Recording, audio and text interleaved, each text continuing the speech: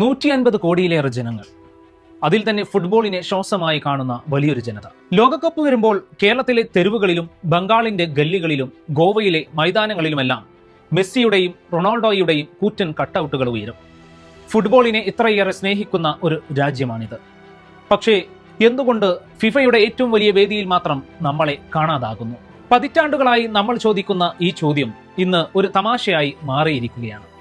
ലോകമെമ്പാടുമുള്ള ഫുട്ബോൾ ആവേശത്തിന്റെ ഭാഗമായി നമ്മൾ മെസ്സിയെയും റൊണാൾഡോയെയും നെയ്മറിനെയും എംബാപ്പയെയും ആഘോഷിക്കുന്നു. എന്നാൽ ആ ആവേശത്തിന്റെ 10-1 പോലും നമ്മുടെ ഫുട്ബോൾ സംവിധാനത്തിന് നൽകാൻ അധികാരികൾ തയ്യാറാണോ? ഇവിടെയാണ് പ്രശ്നത്തിന്റെ കാതൽ. ക്രിക്കറ്റിന് നൽകുന്ന പ്രാധാന്യത്തിന്റെ 10-1 പോലും ഫുട്ബോളിന് നൽകാൻ അധികാരികൾ ഇന്നേ വരെ തയ്യാറായിട്ടില്ല. 8 വർഷം മുമ്പ് റാങ്കിങ്ങിൽ ഉസ്ബെക്കിസ്ഥാനേക്കാളും ജോർദാനേക്കാളും മുകളിലായിരുന്നു ഇന്ത്യ. ഇന്ന് അവർ ലോകകപ്പിൽ പന്ത് തട്ടുമ്പോൾ റാങ്കിങ്ങിൽ 136 സ്ഥാനത്തേക്ക് പിന്തള്ളപ്പെട്ട് ഫുട്ബോളിൽ ഒരു നാണംകെട്ട രാജ്യമായി നമ്മൾ മാറിയിരിക്കുകയാണ്. അധികാരികളുടെ കെടുകാര്യസ്ഥതയും ദീർഘവീക്ഷണമില്ലാത്ത നയങ്ങളുമാണ് നമ്മളെ ഇത്രയും ദയനീയമായി താഴേക്ക് വലിച്ചിട്ടത്. ഏറെ പ്രതീക്ഷയോടെ നമ്മൾ വരവേറ്റ ISLന്റെ അവസ്ഥ ഇന്ന് എന്തായി മാറി? ഒരു കാലത്ത് വലിയ സ്വപ്നങ്ങളുമായി വന്ന് ഇന്ന് പല്ലും നഖവുമില്ലാത്തൊരു സിംഹമായി അത് മാറിയിരിക്കുന്നു.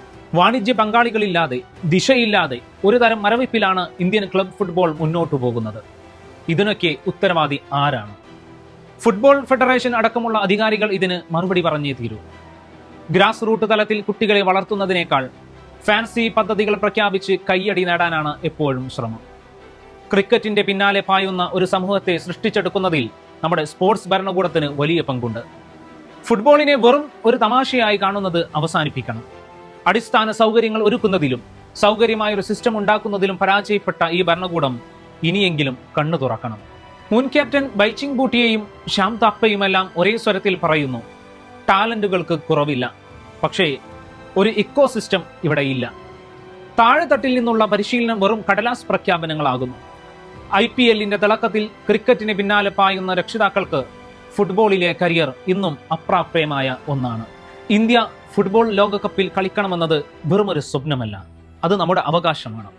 അതിനു വേണ്ടത് പ്രഖ്യാപനങ്ങളല്ല, മറിച്ച് കൃത്യമായ ആസൂത്രണവും അത് നടപ്പിലാക്കാനുള്ള ആർജവവുമാണ്.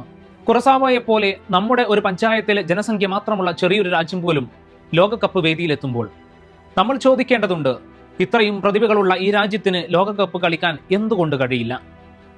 അതൊരു അസാധ്യമായ സ്വപ്നമല്ല, ശരിയായ ആസൂത്രണത്തിന്റെ ഫലമായി സംഭവിക്കേണ്ട ഒന്നാണ്.